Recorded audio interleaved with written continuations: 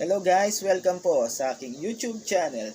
Please like and subscribe at huwag nyo rin kalimutan i-click ang notification bell para updated kayo lagi sa aking mga videos.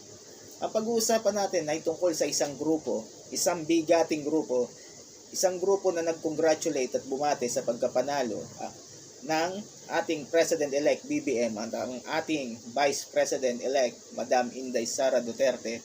Walang iba kundi ang bigating grupo na to, ang original ito ang original, ang MRRD NECC. Itong MRRD NECC na to ay binuo pa since 2015, nung kasalukuyan na nag-ahabol pa lang sa pagka-presidente ang ating Tatay Digong. Bakit ko ginawa ito? Bakit ko ginawa ng reaction video? Itong pagbati nila at pagpapatawag nila ng press conference. Bakit ko ginawa ng reaction video? Kasi guys, itong mga taong to, hindi basta-basta to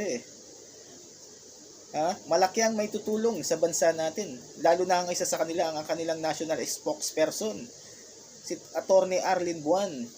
Bata pa ako, naririnig ko na itong di-kalibreng abogado na to, isang human rights lawyer. At marami kang matututunan sa kanya na hindi mo pa naririnig sa buhay mo pagdating sa batas. At napakagaling magpaliwanag at magtalumpati. Sila ang president ng MRRD NECC original ay si dating o former secretary ng TESDA, Chin Mamunjong. Siya po isang Muslim at isa rin sa pinagkakatiwalaan ni Tatay Digong. At dito sa isa naman kasama nila ay si Attorney Orly de Guzman, isa rin pong regional president ng MRRD NECC, Region 1 president. Halos puro mga abogado sila. Ang isa naman ng isang na dito ay ang pinakabata sa kanila, ang anak ni Attorney Arlene Buwan at personal kong kaibigan, si Brian Francis Buwan, isang political science at isang napakatalinong tao at isa sa mga dito sa aming bayan, dito sa Angeles City, isa sa mga pilantropo. Mahilig lapitan niya mga amang yan, lapitan ng mga nangangailangan. Ito guys, itong grupo na to, kung maalala nyo, nung in-interview si BBM, si President-elect BBM sa DCRH, kung pabor ba siya sa federalismo, sinabi niya mismo at lumabas sa kanyang bibig na ang bagay sa Pilipinas ay maging federalismo. May sarili nga siyang version ang unicameral federalism. Yung unicameral federalism na yan, itong mga taong bumati sa kanyang MRRT NECC ay malaki ang may tutulong sa kanya. Kasi itong mga kampiyon sa federalismo. Noong 2021, kasama nila ako noon kasi naniniwala ako na dapat maging federal government na ang federal system of government na ang Pilipinas. Sumigaw kami ng revolutionary government towards federalism. Yun sana ang pinakamabilis na paraan para matupad at magbago ang konstitusyon. Kaso ang problema nun, dinaan to sa Kongreso ng merong constitutional assembly, yung mga con-as na ganyan tinatawag, pero hindi nila pinakinggan at hindi pinasa sa Kongreso. At yung draft constitution na ginawa ni late Renato Puno, Chief Justice Renato Puno, ay hindi naman pinag-aralan na masyado sa Kongreso. Binuksan ng libro at sinara ulit, tinabi. Kaya dinaan namin sa revolutionary government towards federalism. Kaso hindi rin masyado nagtagumpay ito dahil sa nasa panahon tayo ng pandemya, hindi makalabas lahat ng tao noon para ipakita ang kanilang nag-aalab na damdamin para sa federalismo. Pero ngayon, sa bagong chapter ng ating buhay, sa bagong chapter ng ating bansa, may bago na tayong administrasyon. Itong mga taong to ay malaki ang may tutulong kay Bongbong Marcos, lalo na pag talagang desidido siyang isulong ang federalismo. Dahil dito, itong mga to, mas makakaalam yun, biyasa sila at pinag-aralan nilang maigi, lalo na si Attorney Arlene Buwan.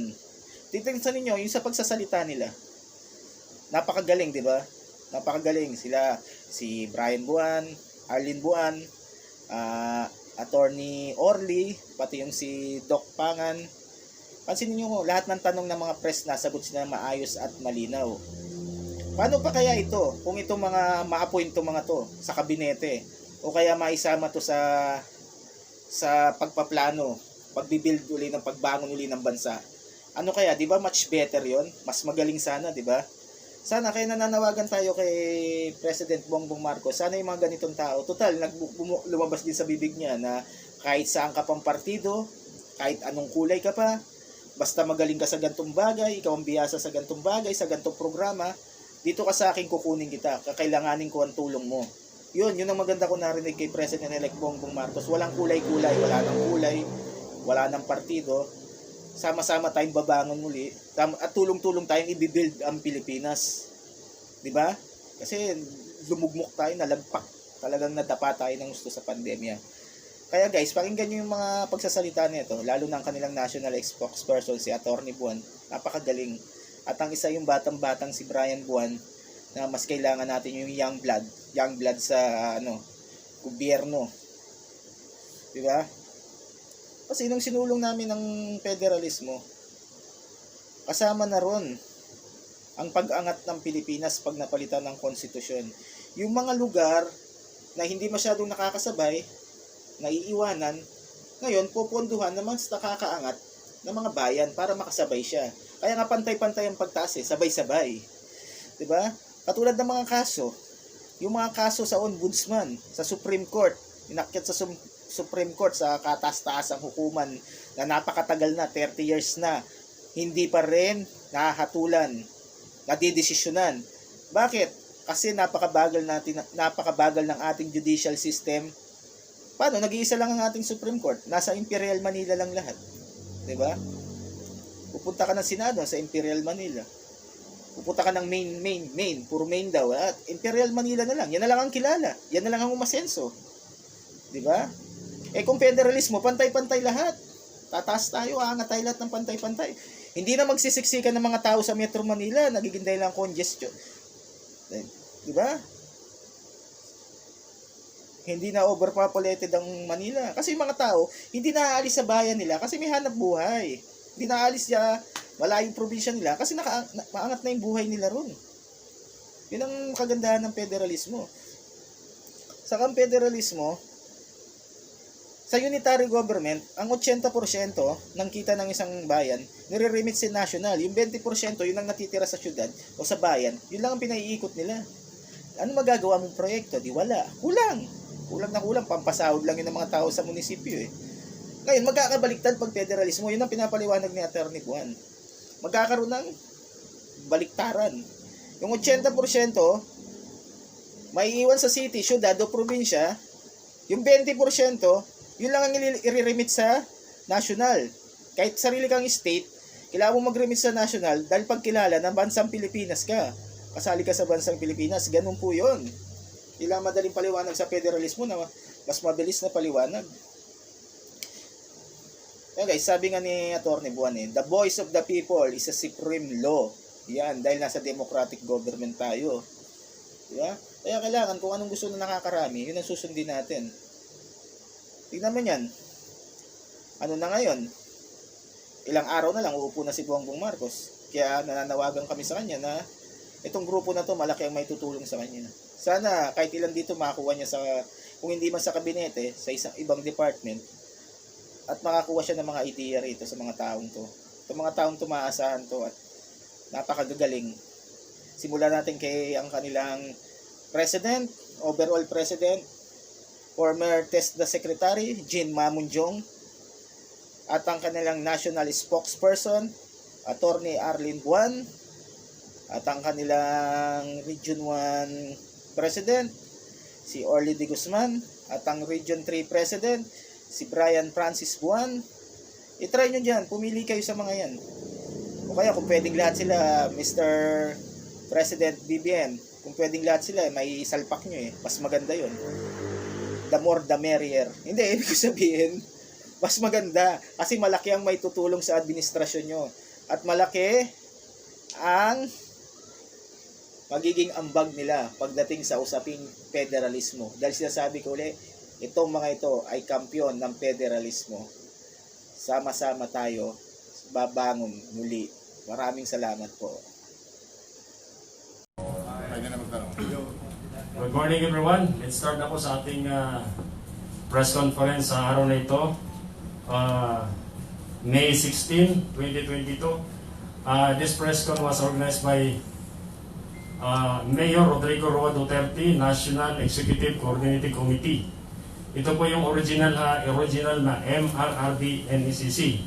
Para po maging aware tayo, kasi meron po mga gumagaya po ng pangalang MRRD NECC. Remember, ito po yung pinaka-original na inorganisa noong 2015 para kay Pangulong Rodrigo Roa Duterte. Kaya tinawag po itong Mayor Rodrigo Roa Duterte National Executive Coordinating Committee. And then I would like to present to you our panel, Attorney Francisco Buwan Jr. Pwede niyo po siyang tawaging Attorney Arlene kasi dyan po siya nakilala. Ha? Siya yung National Spokesperson ng MRRD NECC. Katabi po ni Attorney Arlene si Attorney Orlando Di Guzman. Attorney Orly, siya po yung Chief Legal Counsel ng MRRD NECC. And then sa bandang kanan, si Brian Buwan, siya po yung Pampanga Provincial Coordinator ng MRRD NECC. And mamaya po, hahabol po si Doc Iner Sampang, siya po yung National Vice President for Political Sector.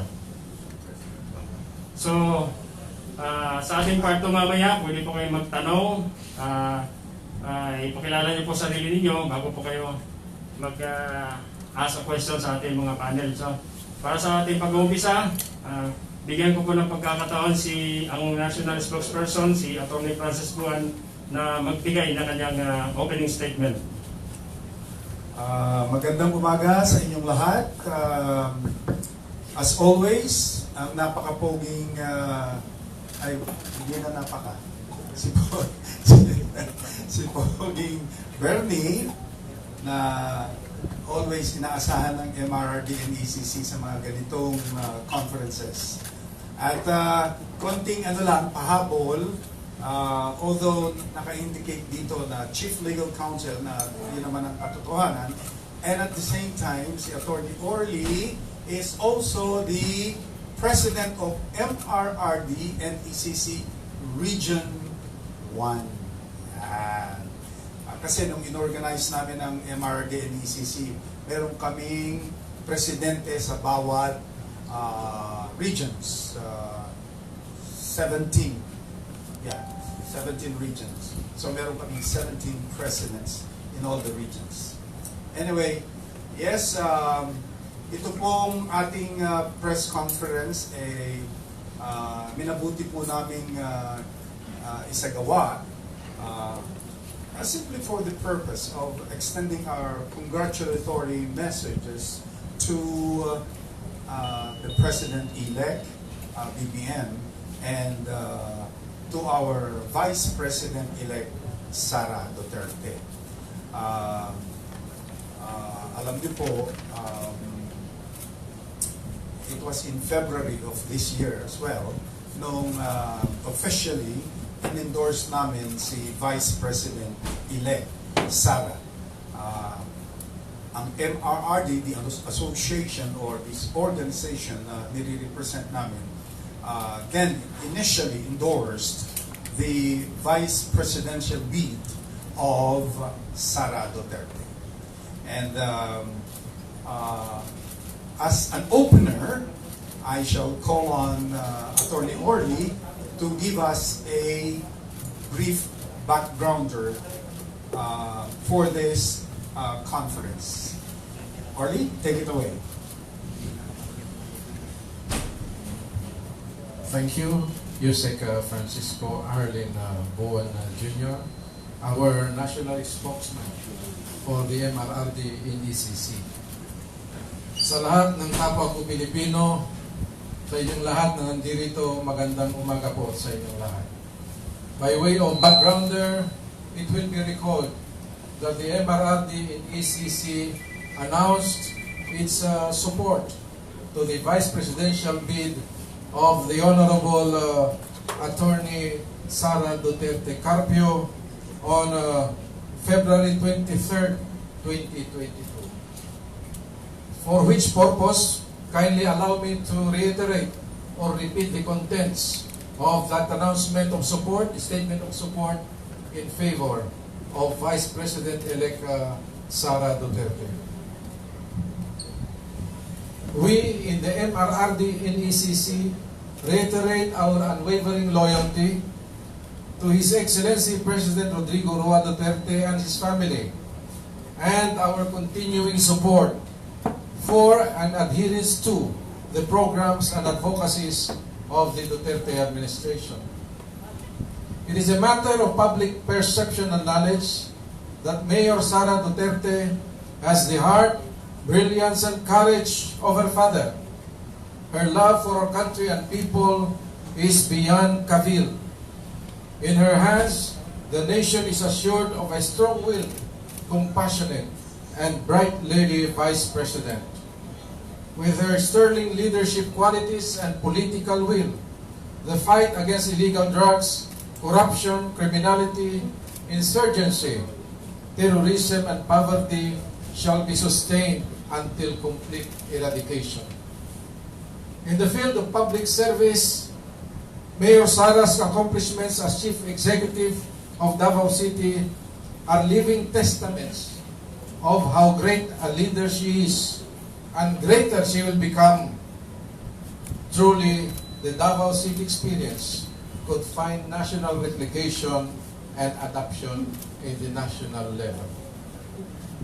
The Sara brand of service and leadership is the answer to the call of the times. Learned in law, Mayor Sara is the most qualified and the best choice among vice presidentiables. Thus, it has become incumbent upon MRRD in ECC to declare in no uncertain terms, as we hereby declare in unison, our wholehearted and valiant support to the candidacy of PRRD's dearly loved daughter, Mayor Sara Z. Duterte Carpio, as Vice President of the Republic of the Philippines. And the ensuing events are matters of history. Thank you. Thank you very much, Attorney Orly Pañero. And I would like to announce the arrival of the just recently na-pass niya ang bar examination, Attorney Paul de Guzman Pañero, MRRD din siya. Yes. Tapos, si Attorney Lesmer, please stand up, kapapasa rin nila. Palakpakan po natin sila dahil hindi madaling maging abogado. And I would like to announce our Vice President for Media Affairs, MRRD, na kabaro ninyo, national, Edwin Barbudo. Edwin, advance to be recognized. Ayun, kabaro din ho niyo yan. Lahat ho ng aming mga conferences na ganito sa mga pinupuntahan namin na bayan from actually, nasabi kanina ni Bernie, 2015. Actually, 2014, ang MRRD nag-umpisa ng ino-organize ni former Secretary Jean Mamundiong Testa. Nandito rin sa aking babasahin later on. So, sino po mga MRRD na nandito ngayon? We're still waiting for the arrival of Dr. Sampang. Anyways, yes, you've heard it. Noong pong Pebrero, or even, there was even a plan before the official announcement na pinaplano na namin na there will be a day na i-endorse po namin ang kandidatura po ni Vice President-elect Sara Duterte. And we did that at St. Clair College sa Caloocan sometime noong February. And with that as a backgrounder, I will move on and continue to read for all and sundry and for all of you the congratulatory message for Vice President-elect Sara Zimmerman Duterte Carpio. And it goes, we in the MRRD NECC founded by the Honorable former Secretary of TESDA and now Chairman of the National Commission for Muslim Filipinos, NCMF. Ang opisina po ng NCMF is along Roosevelt. Commonwealth Avenue. I'm sorry. Doon po, kung hahanapin niyo po si Secretary Jean Mamunjong. Ang kanyang title din sa NCMF is also Secretary. Okay? The National Commission for Muslim Filipino. Attorney Giling Jean Ampang Mamunjong. We are proud to congratulate Vice President-elect of the Republic of the Philippines, Attorney Sara Zimmerman Duterte Carpio, the beloved daughter of His Excellency President Rodrigo Roa Duterte. Records have it that MRD and ECC, the Mayor Rodrigo Roa Duterte, yun ang acronym, no? National Executive Acronym Coordinating Committee, is the major organization that propelled and catapulted our beloved PRRD to the presidency in the 2016 national elections.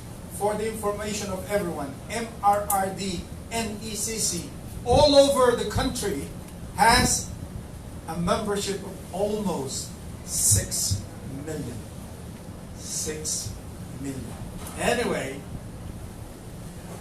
it is the same organization that also supported Vice President Sara and other pro-administration candidates in the just concluded 2022 national and local elections. In all humility, we say the overwhelming victory of Sara and BBM is a telling indicium of PRRD's unprecedented popularity and acceptance by the Filipino people that continues up to this day and time.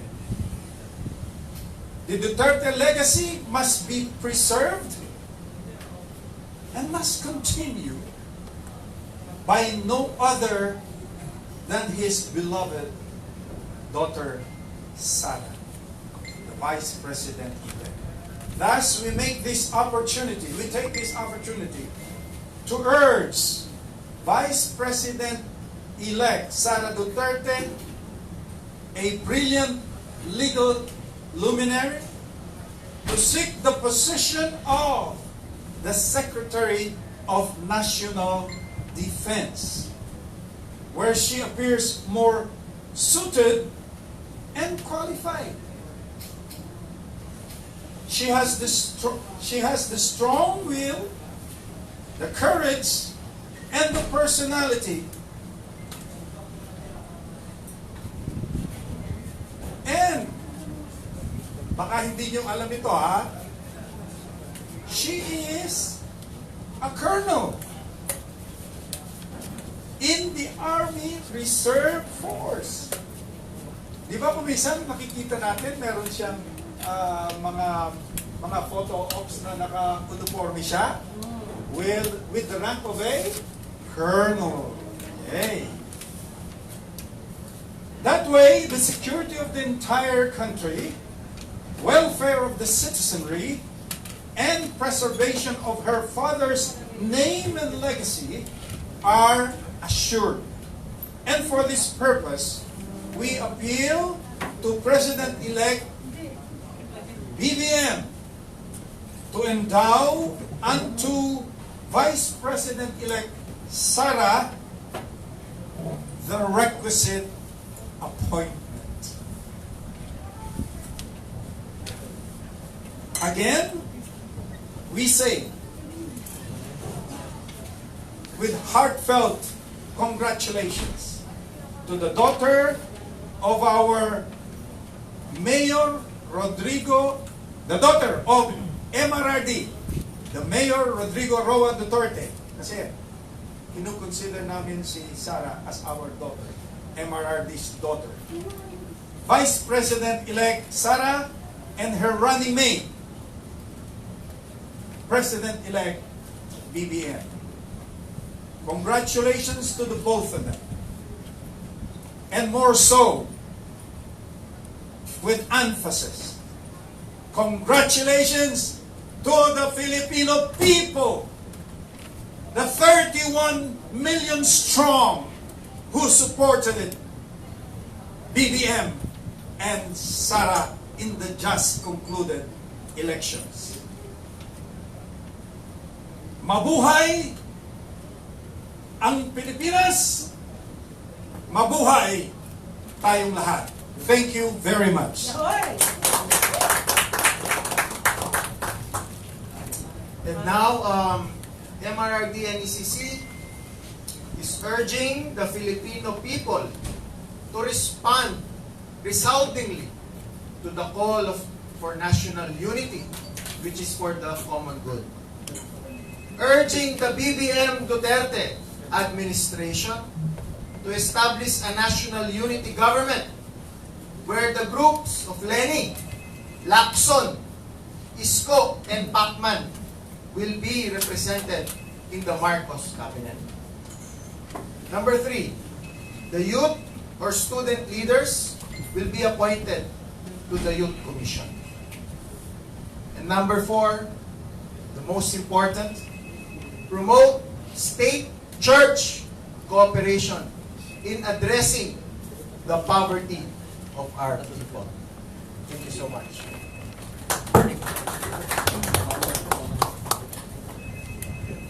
Ready po kami kung anong gusto nyo ma-enhance, ma-explain, o ma-sagot namin to the best of our ability. Good morning to the panelists. I'm Gani Oro from PTV4 and Leader News Philippines. My question is, parang sa history po ng presidency ng eleksyon, since Cory Inday tandem na sila ang nanalo pareho, or inupo sila sa people power din, para ngayon lang nanalo na both Vice President, President, Vice President, magkatiket, magkatan. Ano nakikita yung smooth transition from Duterte administration patungo dito sa Marcos-Sara administration, which is magkasama na sila, magkatikit sila? Tingin ba ninyo mas magkaroon tayo ng ibang government na walang away between the President and the Vice President and among the people na sabi nyo kanina, mag-unity na tayo? Ano nakikita nyo kagandahan at kaibahan ito sa mga past administrations? Ako na muna sasagot, Panyero, ha? Gani, you are in the press and sigurado, without any doubt, nasubaybayan mo ang kanilang campaign, silang dalawa. Matter of fact, meron pa akong isang vlogger na pinakita sa akin ni Brian. Alang ginawa kung hindi kinutya, kinriticize yung emphasis ni BBM and Sara for a united Philippines, a united governance. Sabi ko nga, anong klaseng vlogger ito? I don't want to be mean. Pero, eto na nga, dalawang candidate, one for president and one for vice president, asking for unity. I-criticize mo pa. Ano ka ba tao ka? Parang hindi ka Pilipino. Di ba yun ang hiling natin? Di ba? United, what? In governance. United in what? Progress. United in anything that shall catapult the entire country to what? Unlimited progress. Peace. Security. Development. Hindi ba ganun yan? Yan ang mensahe. BBM or Sara need not be specific in what to be united. The message is there. Unity. Diba? Meron pa nga nagsasabi dyan, unity in diversity. Diba ba? And that is precisely what we supported. Why we supported the BBM and Sara Anday. Kanya yung huling binasa ni Brian, united tayo dapat sa lahat ng bagay. Inaas pa nga namin doon na hindi, not my exact words, kundi si BBM nung sa press conference niya. Kalimutan na natin ang kulay. Di ba? Wala nang pinklawan, wala nang dilaw. Okay? Kahit na naging kontra ka pa sa amin, if you are deserving, okay? Ilalagay kita, kukunin kita, patutulong. The message is, patutulong ako sa iyo for the benefit of the nation, for the benefit of the Filipinos. Di ba ganun ang mensahe? Resoundingly, yan ang mensahe. Maraming salamat po. Follow question. Parang in-offer na yata kay Vice President Sara yung DepEd, Department of Education, and we learned na she accepted it already. Parang tinanggap niya po. Ngayon, ano pang chance na malagay po siya sa DND o Department of National Defense? Nakausap niya na ba si Vice President Sara na magbabago pa kanyang isip? At which is mas gusto ba talaga niya sa DND o sa DepEd na parang tinanggap niya na yung position? Very nice question. In-anticipate ko yan. Gary, talagang ang mga gagaling ang mga press eh. Pero sabi ko nga, uunahan ko na. Well, actually, nung nag-uusap kami for this press conference, sabi nga ni Atty. Orly sa Brian, sabi, Daddy, in-accept na ang education.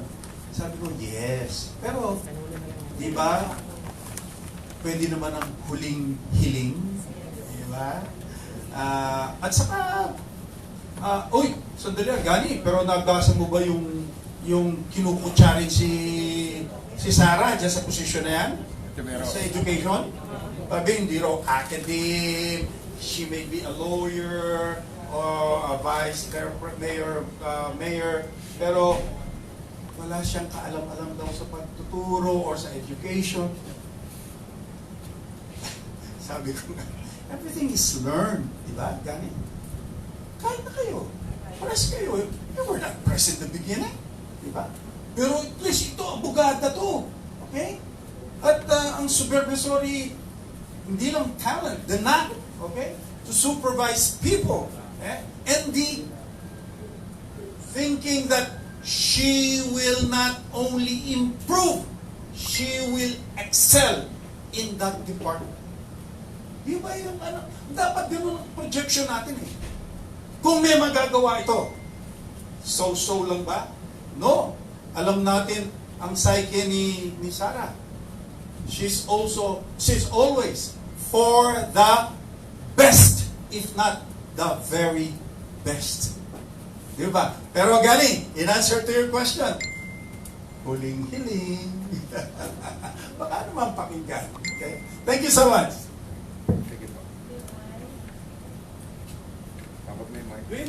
Bernie, ikaw na mag-moderate. Next question. Yan, ikaw na ano dyan.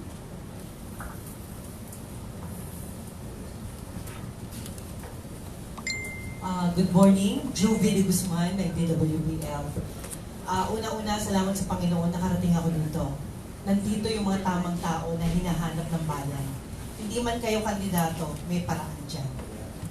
Alam niyo po, isa lang po ang gusto kong malaman mula rin sa inyo since na kayo po ay kasama ng nanalong Presidente at Vice President.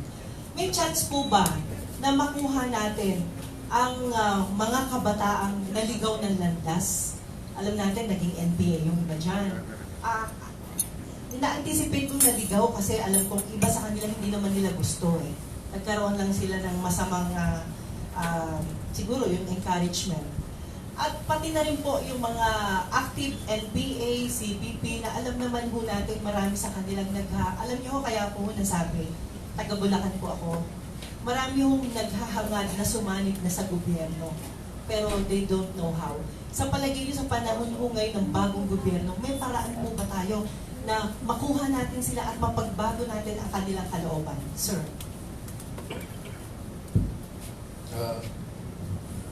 Ruby, Juvie de Guzman. Juvie. Opo. Regarding that, I am optimistic that the administration of PBBM and sila will institute programs and measures, and of course will exert their best efforts into winning this youth and those members of the NBA, as you mentioned, to win them back and bring them into the fold of the law, within the fold of the law. That is always the ideal approach to insurgency problem. But always remember that in a democracy, you do not have a 100% unity. The majority rules in a democracy. And for a healthy democracy to flourish, particularly in our country, we must have a credible opposition. Although the majority should try to win more from the opposition by the basis of the new administration to continue their programs that would eventually or make this country greater as it is already great as of this time. That is what I can say. To have a healthy democracy, the critics should not be silenced. The opposition must be there. What is important is that we have a majority president and a majority vice president. Okay. Last na lang po. Gusto ko lang pong malaman, since na tinanggap na ng ating Vice President yung posisyon as a DepEd Secretary, whether na malipat siya o hindi malipat. Ang punto ko lang po dito, meron mo ba tayong chance sa inyo pong palagay bilang mga abogado? May chance po ba tayo na masaysayan na sinira at binago ng mga dating administrasyon? Salamat po. Pagdating sa kasaysayan, we have the historians to do the right act. We cannot proceed from a wrong premise. Naisip ko lang, ngayon na itanong mo yun. With Sarah, in the Department of Education, dyan sa sinasabi mo, Judy, yung mga tinatawag na revisionist na yan, or changing the twists and turns of history will be righted. Dahil kasi si Sarah, alam naman natin yan eh, kung gaano ka-strong yan, at saka kung gaano ka-upright siya. Remember yung incident nung sheriff sa Davao, na gusto niyang sirain yung mga shanties doon. Gani? Di ba? Remember? Sinuntok niya yung no emphasis doon sa pagsuntok. Pero doon sa katotohanan, there you go. And kung bakit nangyari yun, kinausap na pala yung sheriff na yun. Nagmamatigas yung sheriff, sabi raw nung sheriff, ito, kinento sa akin ng isang abogado from Davao. Kinausap daw siya ng legal yata ng the city of Davao. Ang sinagot niya raw, walang mayor-mayor sa akin. Ano daw, judiciary nga naman yun, di ba? That is, alam naman natin, sa court yun. Pero, ganun daw nagyabang yata yung sheriff na yun. Anyways, although hindi na-publish yun, ha? Pinuntahan niya ngayon. Ano ba ang katotohanan, di ba? Hinihingi lang daw ni Presidente Sara noon na ano muna, para bang moratorium muna. Siyempre, kahit nasa batas naman eh. Before you can be ejected, okay, nasa batas yan eh. Ano bang, kanino ba batas yan, Panyarap? Sino bang senador na lang? Lina Law, very good. No? Yeah, yung mga bago abogado, alam nila. Lina Law. You must prepare something for the people that are going to be displaced. Hindi basta, darating ka rin, wawasakin mo na itong ano. Agad-agad. Hindi ganun. That is not human, di ba? And Sarah doesn't want that. Nagawa niya na well, anyway, yun lang. Dagdag ko. Okay, thank you. Sir Vernon, Romel Bulacasa San Pascual po, from Amel de la Guardia Online Armed Forces Radio. Ang gusto ko lang pong, if hindi po natin hindi makuha yung Department of National Defense, pwede po ba na yung clamor po ng mga persons with disability sector at matibang sector ng lipunan, na siya po ay po pwede sa National Anti-Public Commission, which is ito po under Office of the President, ay siya pong flagship office ng ating pamahalaan to alleviate poverty. May possibility if hindi po pwede yung sa Department of National Defense. Thank you very much po. Persons with disability. Under the DSWD ba to? O separate na to? Under po na meron pong National Anti-Poverty Commission, which is in-offer po that time when President Duterte ay elected ng kanyang as President. Sina-offer ito po kay VP INDAY noon, but hindi po nagtagal.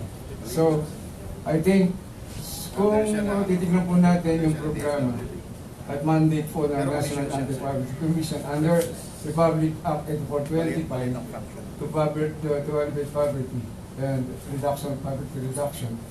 It is para sa tingin ko po at sa aming mga, as of now kasi po, council member po ako ng National Anti-Poverty Commission, which represent the persons with disability. So, yun po ang clamor. Pero kung talagang the Department of National Defense mapupunta sa kanya, parang gusto ko lang pong parating sa inyo as sa MRRD NDCC.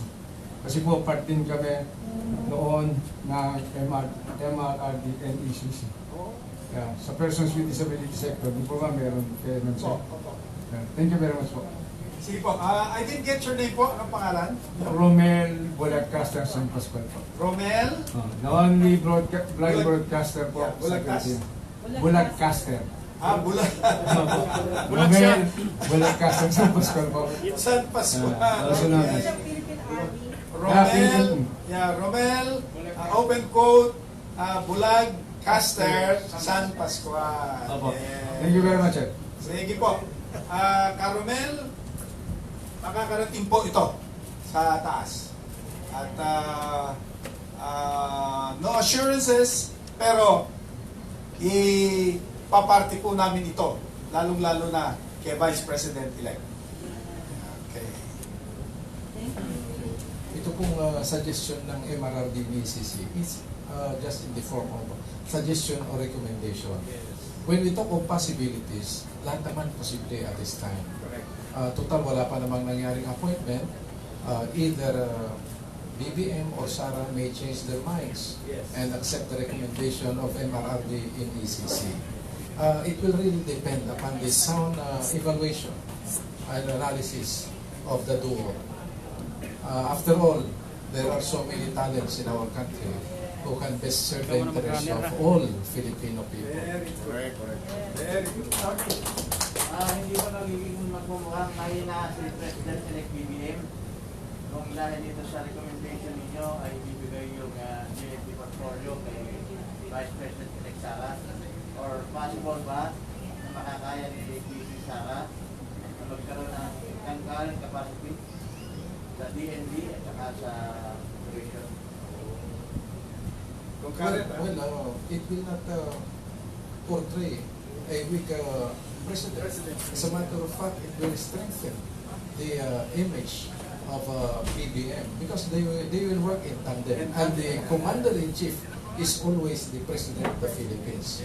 Whatever the secretary of the Department of National Defense will do, that will be upon the imprimatur of the president. So it will be a very strong administration in the sense that it will benefit the entire country, the security of the entire nation is assured, and the preservation of the name, the gains, and the Duterte legacy will be assured. Ano ba ang dapat na unang-unang gawin ni Vice President Sara kung siya nasa DND?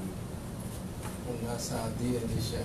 Of course, she is going to formulate programs on the basis of course, of the output of the work of the staff that she's doing, the nation, of course. And foremost in her mind should be the security of the entire country. That is always the defense of the country, the territorial integrity, and everything that will preserve the sovereignty of our country.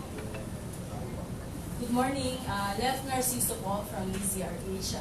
Left. Sir, kung naniniwala kayo na mag-e-excel naman si VP Duterte sa DepEd, pinupush niyo pa rin na ang hawakan niya sana defense. Bukod dun sa sinasabi ninyo na para ma-preserve yung legacy ni Pangulong Duterte, may iba pa ba kayong concerns kung bakit gusto niyo sa DND siya mapunta? Siguro ang sagot ko dyan, base na rin sa experiences natin, sa nakita nating pamumuno niya, no? And siguro you will agree with me that one of the most important, okay, siguro way, okay, of securing the welfare of the Filipino nation is through the Department of Defense. Diba? At saka yung nga, gaya ng nasabi ko kanina, she has the training, the intellect, and foremost, his love, or her love, her love for the Filipino nation. Siyempre, that will reign supreme in her heart and mind.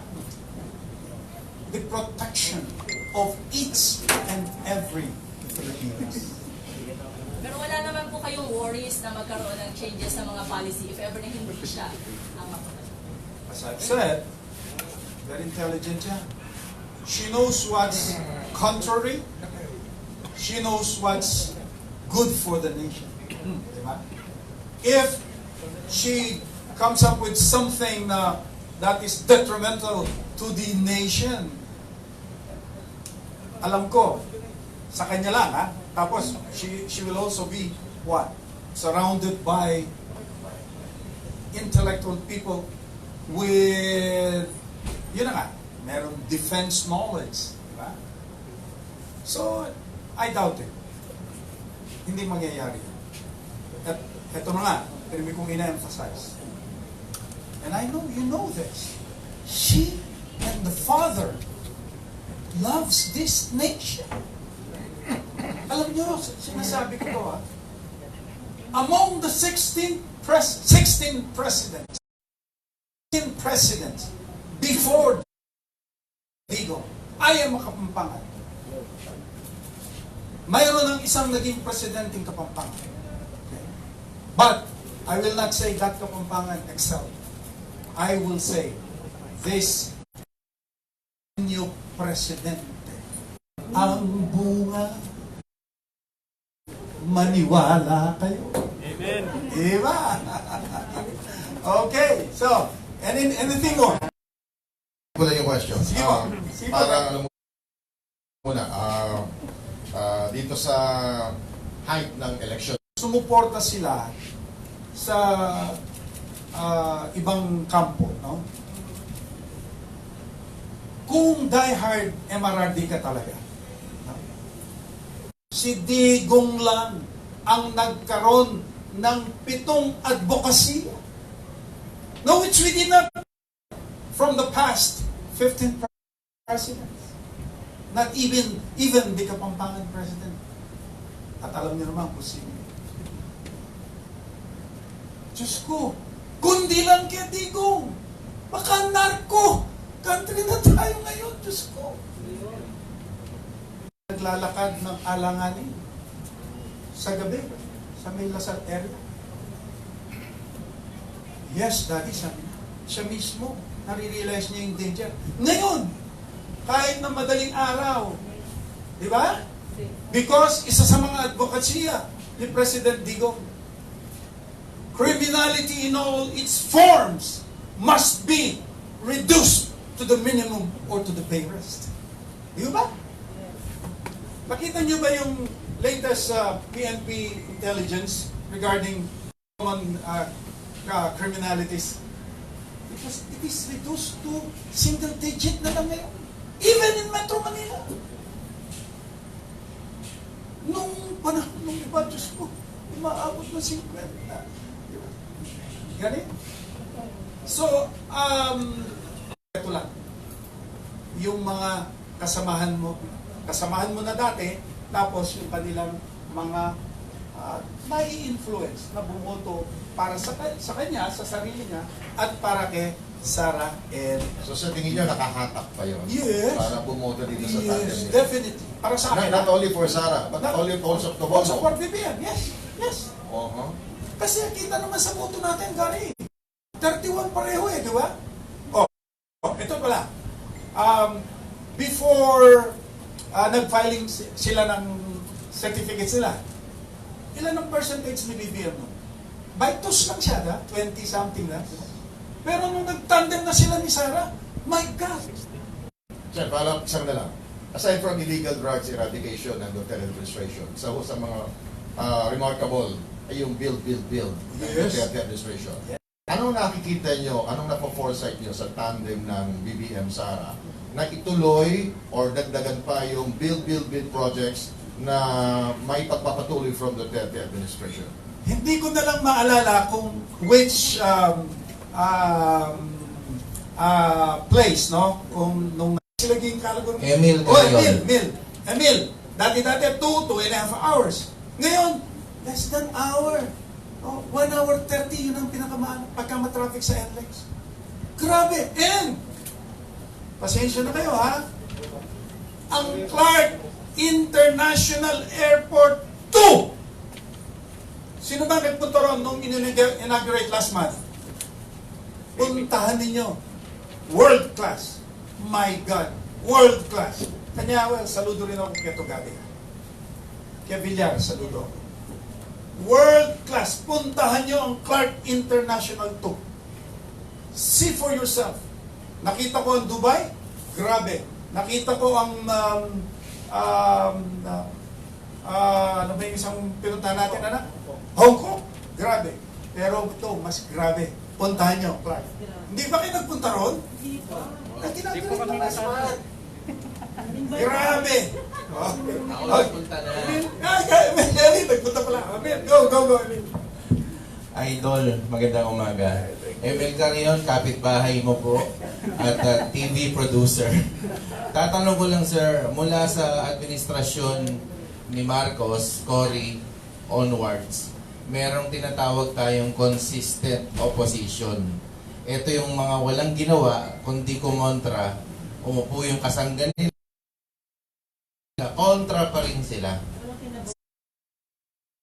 Sa ganitong bagong administrasyon, BBM Sara, bilang isang supporter, ano po ang inyong pwedeng sabihin, kayong tatlo, your words of wisdom, para sa mga ganitong consistent oppositionists, para naman magkaroon Administration must unite. What is people in the majority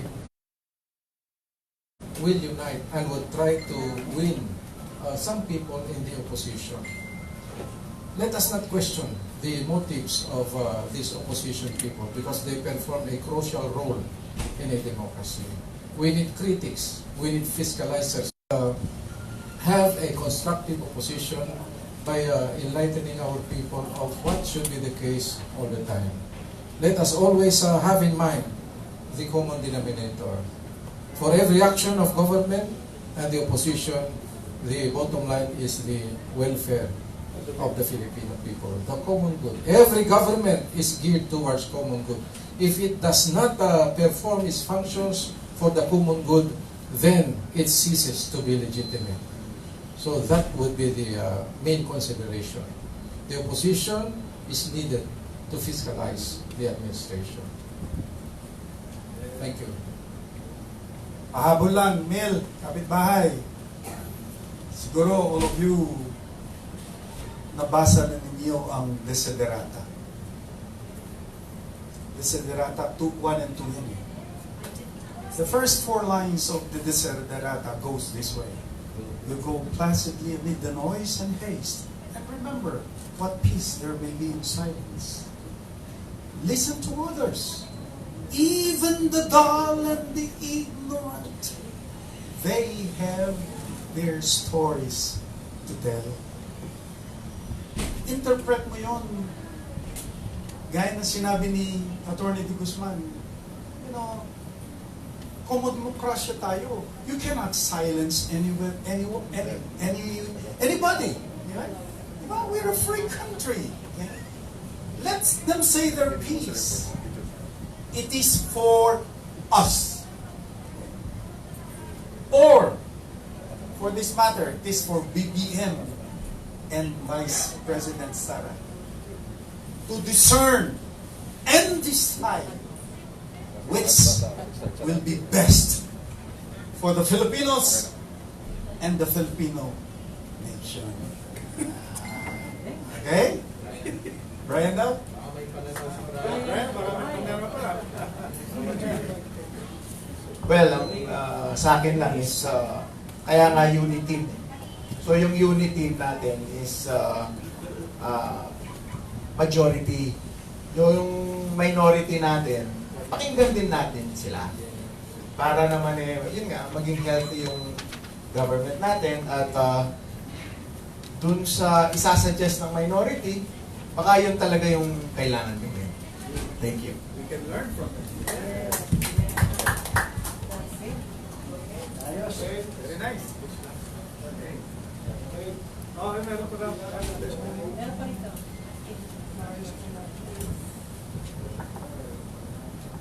One short question, sir. Zian Ambrosio from ABS-CBN, sir. Hi, Gian. Hello. Sir, hello. Sir, in Washington Post, we saw na nakasulat po doon na malaki ang difference ng pamamahala ng tatay ni President Duterte and si Sara Duterte. Ano po, dahil kilala niyo na po sila, ano ang tingin niyo magiging malaking difference sa pamamahala po ni Vice President Sara Duterte sa ngayon?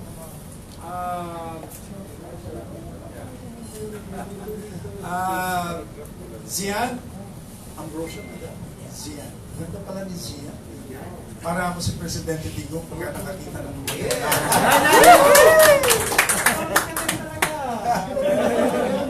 No, okay. Zian, it's like this, okay? Kumbaga, wait and see muna tayo ngayon. But, basing from experiences, what we saw, what we read, and what we personally experienced, okay, under the Digong administration and under the Sara administration in Davao, there is only one thing certain, okay, that both of them, in terms of leadership, superior. As a lawyer, and from what I read, I do not know how you define leadership, but I define leadership in disguise. Leadership is not all about ability. Leadership is about responsibility. Responsibility is the flesh that puts flesh and meaning to leadership. Remember the movie Spider-Man? Before the uncle died because he was a victim of a mauling in a gunshot incident. Namatay si Uncle Ben. Before Uncle Ben passed away, he said to Spider-Man, Spider-Man, with great powers come great responsibility. He did not say leadership. He said responsibilities. Great powers come great responsibilities. Because responsibilities fleshes out what in your mind will make you a good leader. Kanya nga, nung nagsalita si Digong, 7 advocacies. And we saw how he he fleshed it out, di ba? Oo, alam natin. Machiavelli. The end will justify the means. Ngayon, nakakakita pa ba tayo ng mga Changi drugs? No. Di ba? Meron pa na nagdadatingan, di ba? Hindi natin maaalis yun, di ba? Eh kasi, sa mga drug cartels, yan ang blood and ano nila eh, meat and source of their pagkabuhay dito sa mundong ito. Kahit na kriminal. Pero, they hold on to it. Dahil kumikita sila. Bread and butter. Correct. But, again, going back to your question, Jan, kinakita na niya yung brand of leadership / responsibility. Sarah fleshed out also that kind. Oh, nagpunta ako lang Davao. You won't believe this, ha? Pasensya na kayo. Sorry. Napansin ako nung driver. Alam mo sabi sa akin ng driver, Sir, huwag nyo na hong tanggalin. Davao to, ha? Driver ng taxi. Sir, huwag nyo na hong tanggalin. Mas maganda yung Rolex ko sa Rolex mo. Anong message doon? Huwag po kayong matakot dito sa Davao. Hindi po kayo mabibiktima ng mga muggers. Oh, and then, it did not end there. Nung magbabayad na kami, binigyan ko siya ng, I think I gave him 300 pesos. Ang aming fare was only 2 something. Keep the change. No, sir. Wag po. Maawa po kayo sa akin. Sabi ko, binibigyan kita ng tip. Sinasabi mong maawa. Kasi po, binabawal po ni Mayor ang tumanggap. Hindi, pinasasalamatan kita dahil you are a very kind driver. Hindi po, bawal po sa amin. Gani, believe me, it happened to me personally. Davao Airport. Ganyan ang brand of leadership nila. Hindi ka matatakot. Saan tayo? Hindi tayo dapat. Dito hindi bawal. Okay, thank you. I would like to announce the arrival of our ano bang title ni Dr. Ener Sampahan, National VP for Political Sector. Okay? Yan. Say hello, Doctor. Hello. Hi. Good afternoon. Okay. Sir, Any more questions? pang sound bites lang, maganda itong pero mo na microphone. Hi, Gani. Doctor, gusto po. See you again. Pa-clarify lang kay Brian, you mentioned a while ago that you're offering, your group is parang humihimok kayo na i-offer yung bigyan ng posisyon yung mga hindi nanalong presidente, opisyal, Pacquiao, Ping Lacson, even Robredo, no? And Isko. Of course, magagayayari ho yan after election ban, which is 1 year pag-election ban tayo. But the thing is, itong proposal na ito ng MRD and ECC, pareho din ng tingin nyo yung Marcos camp? Because the president itself, yung Marcos camp, ang pwede pong gumawa niya, not the vice president. Meron ba kayong pakipag-ugnayan sa Marcos camp? Kung ganyan din ba ang pwede nilang, kumbaga, maging policy na i-offer sa mga hindi nanalong presidente at vice president yung posisyon na bagay para sa kanila? Sir. May pag-uusap na po ba kayo with Marcos Camp o BBM Camp? Well, this is parang recommendatory kay Marcos, BBM elect. Lenny, Lacson, Isko, Pacman, they are all qualified naman. to, if ever, makonsider ni PBM ang recommendation ng MRRD NECC? What positions? Cabinet positions? Kung pwede, it also symbolizes unity kasi. So, kung pwedeng cabinet position, undersecretary, kung ano lang ang pwede nilang mabigay ni Marcos administration. Hindi ka sa Siliudi. Nasa Sa bundok ko mga Siliudi. sila Juan, sila Atty. Montemayor, at sila Ralio Villan. Nasa bundok.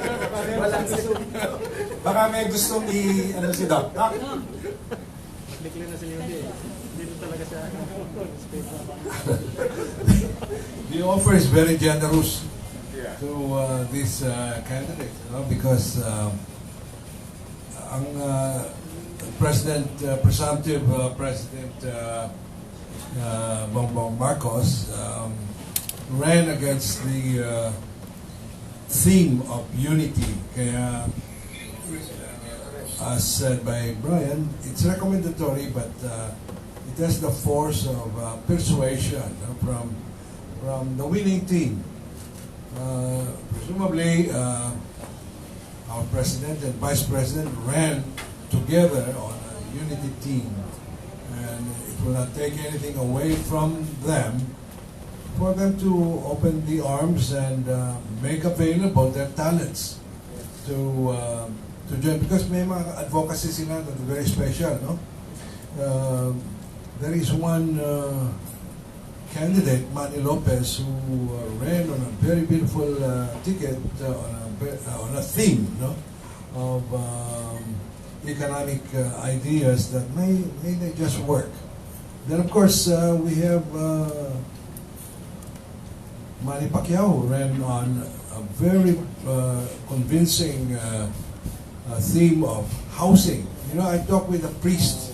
I did a priest in Paranaque. He said, I'm voting for money because I believe in his platform, political platform of housing. You know, pari ito. Sabi niya, I am retiring and I still don't have plans where to settle down. I'm from the Visayas. I don't want to go back to the Visayas.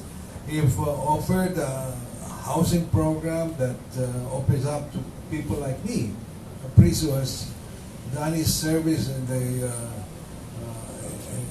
vineyard of the Lord, so to speak, now wants to settle down, and I think our presumptive president has kept an open mind about opening up sabi nga nila, for those who have something to offer.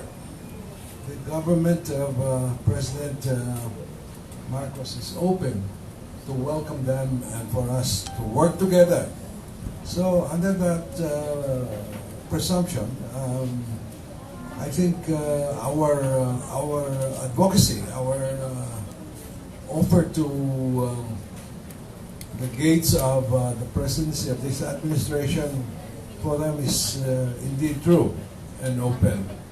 You know, Vice President, the presumptive Vice President Sara Duterte, you know, first it was suggested the Department of Defense, but education was offered to her and she accepted it. It's in that spirit. In the light of the need for reforms in many sectors, it starts with education. And the open-mindedness of our president and the willingness to serve where needed is, I think, a spirit that we welcome and should encourage. Okay. Thank you, Doc. Any questions? More? Meron pa ba? Bernie! Meron pa? Ayun, Bernie! unahin natin sila. Okay, dito. Bro. Yan, sila. Advance to be recognized. Good afternoon po, Sir Daniel of PBBM. Clarification lang po, just for the record. Yung mga presidential polls na ito, si Mayor Isko, Senator Lacson, Senator Pacquiao, and si VP Lenny lang po yung sinasuggest nyo na ma-appoint after election time. Ay, hindi naman.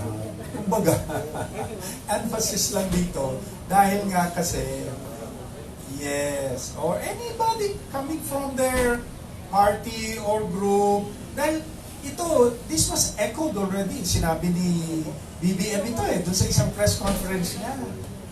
Kalimutan ang kulay.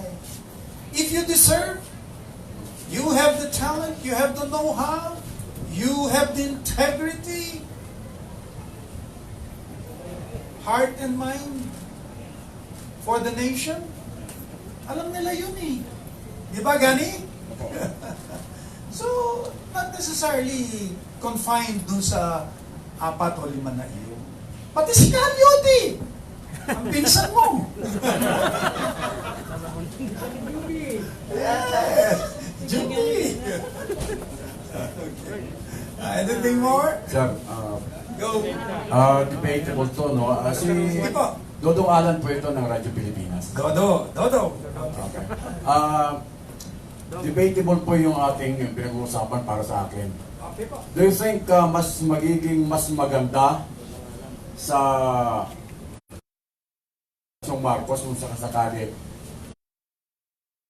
hahaluan niya ng mga oposisyon o di kaya kalaban niya sa kanyang alter ego o kaya mga cabinet officials? Papaano naman yung mga talagang diehard na tumulong sa kanila maaaring ma-display? O yung Russian poker. Diba, meron salita sa Russian poker, completos ricados. Pero ang completos ricados na sinasabi doon sa laro na yun, hindi naman all aces. Hindi naman all queens. Hindi all kings. You to have quads? Yes. Pare-pareho. Full house? Hindi pare-pareho yan. 3 of a kind plus 2. Di ba? Flushes? Yan pare-pareho yan. What am I saying? Okay? Siguro, although it's... Who's the other guy? Bedyaldea. And then, yung dalawa, Angpin.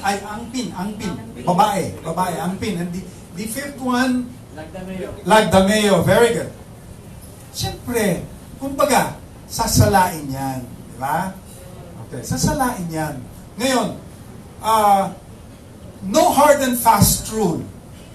Pare ko, no hard and fast rule. Hindi mo po pwedeng sabihin na ang mas maganda, solid. Hindi ba mo masasabing halo, okay? Dahil nga doon sa larong tongits, halo yun eh. Pero, you can come up with the best hand. You can come up with the best hand. Halo yun. Okay? Quad sa taas, full house sa gitna, trio sa baba. Pero hindi pareho yun. Di ba? Okay. Dodo? Paradigm shift yan, sir. Very good. I think that is the term. Very good, Dodo. It's a paradigm shift. Julie. Tumulong ka. Ay, Julie.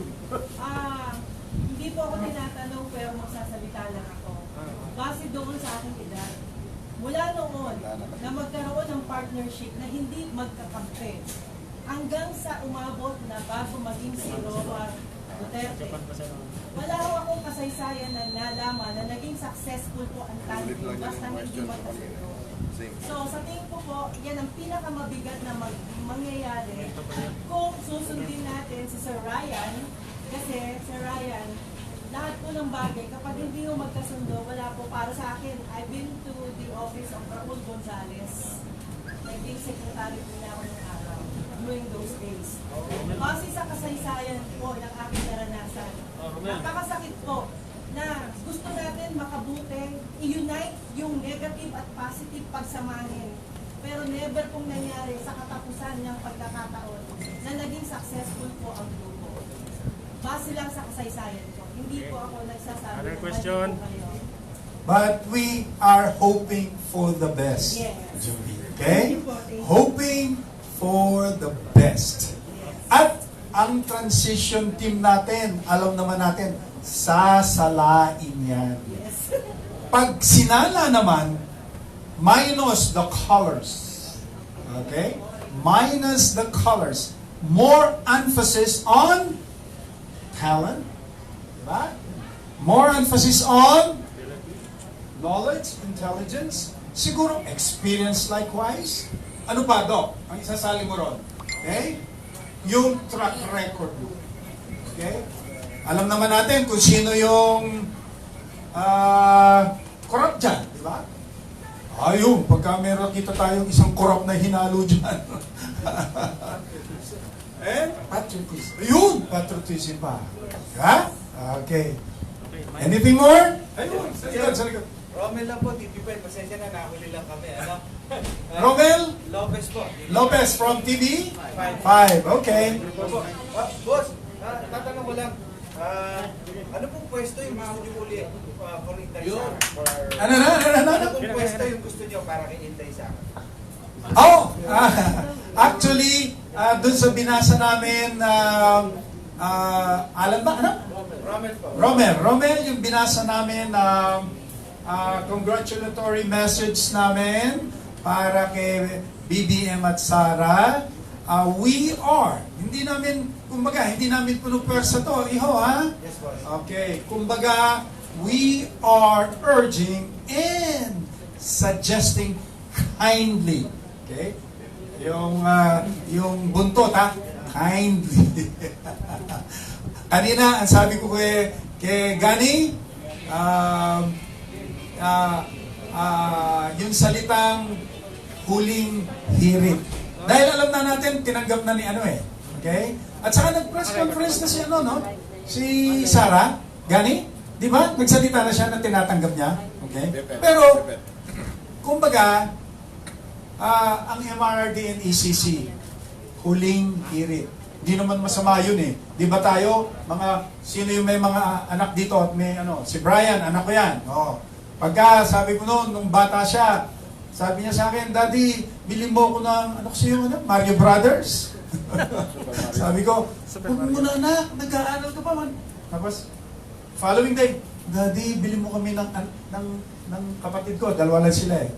Mario Brothers. Sabi ko, nag-aaral ba? Pangatlong araw, Daddy, pinag-usapan namin ni Eunice. Eunice yung anak niya, yung kapatid niya. Bilhin mo nang kami, payag na si Mami, huling hirit. O binili ko sila. Parang ganun lang yun sa atin, okay? Hindi naman natin pinupwersa. Okay, Roman? Okay. Pero defense po, ang gusto ninyo. Defense, yes, defense. At bibigyan ka namin dito sa Bernie, bigyan mo si Romel ng kopya. Pero yung pala niya sa defense po, sir. Saan? Ako pa rin po, sir. Si Romel pa rin. Okay. Ano po sa tingin niyo yung qualities ni Inday Sara na akma-akma para sa defense, as defense secretary po sa kanila? Nandiyan na rin. Pero with the strong character, the courage, Sara Duterte, including her proven dedication to the cause of for the welfare of the entire citizenry and security of the nation, not to mention her being a colonel in the Army Reserve Force.